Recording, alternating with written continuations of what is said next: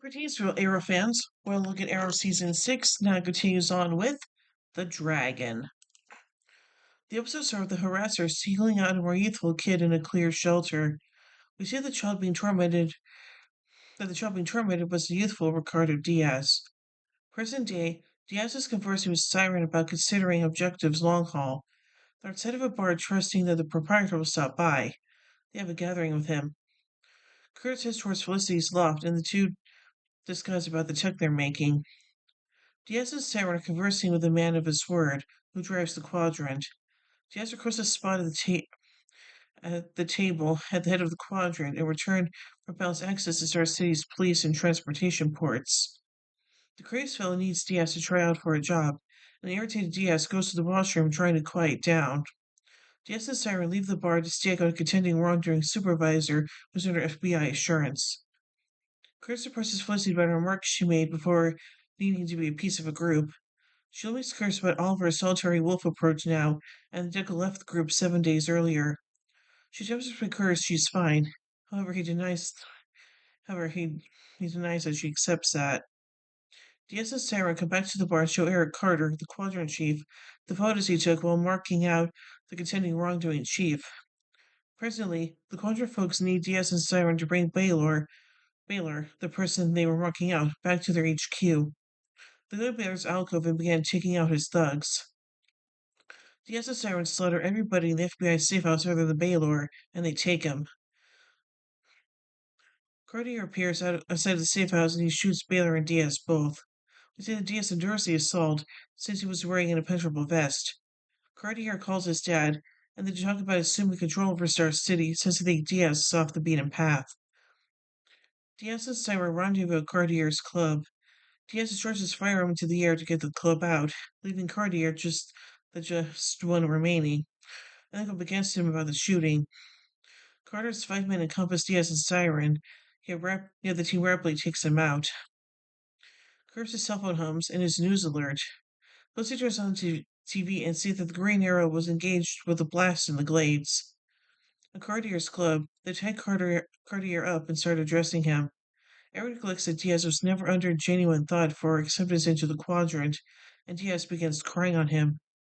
Riding the line of awareness, Cartier at long last gives Diaz some data. Diaz and Siren show up at the area Eric gave them. They charge Cartier to run inside, and when he does, it's discovered he's tied with a bomb. It detonates, executing an enormous piece of the colleagues' standing watch. Diaz and Siren enter the compound and execute the rest of the gatekeepers. This is where Cartier is dead and the other residual pioneers of the quadrant at a gathering table.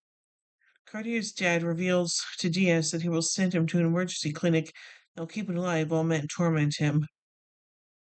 One of the quadrant pioneers answered Diaz's strategic plan, giving him the floor to talk. Diaz tells the gathering that he'll give them access to all that he runs in Star City in return for a seat at the table. Further, Cartier will not allow Diaz to join, and Diaz shoots him, murdering him. The quadrant chiefs consent to let Diaz sit down at the table. Jose shows up at Oliver's condo to check whether he endured the blast. She's reading the news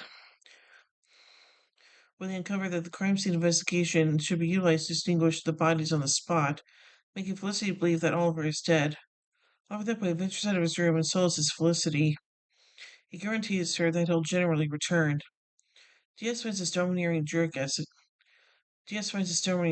child. He takes the domineering jerk to a housetop with Siren. Diaz soaks his domineering jerk in lighter liquid and lights him ablaze.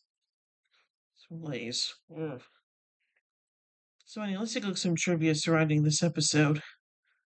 This is the first episode of the series on TV with Juliana Harkavy after being promoted to a series regular. This was the first non-crossover episode to not feature David Ramsey. The episode's original title, Enter the Dragon, references the Bruce Lee film with the same name. Stephen Will compared his involvement in this episode to McNulty from The Wire, where the character made little to no appearances throughout the fourth season. This episode has the largest number of absent main characters in the entire series, as David Ramsey, Rick Gonzalez, Julian Harkave, and Paul Blackthorne are absent. Only Stephen Amell, Emily Bett Rickards, Echo Kellum, and Katie Cassidy appear. The bar that Diaz meets Eric Cartier is called Hogan's Alley Bar. Hogan's Alley is a historical district in Vancouver. a largely Afro-Canadian area, is mostly famous where young Jimi Hendrix played at his grandparents' restaurant. Diaz and Laurel go to visit Cardi in Bloodhaven, which in the comics was the city Dick Grayson protected as Nightwing. And now finally, let's take a look at a couple goofs. Diaz mentions having grown up in an orphanage, which the flashback set at 32 years earlier, 1986. In the United States, orphanages had been completely replaced with a foster care system by the early 1970s. Laura asks Diaz, "Oh, they're so powerful, then why did you come with any backup?" Diaz answers, "I'm not. I've got you." This makes no sense when compared to what Laurel asked.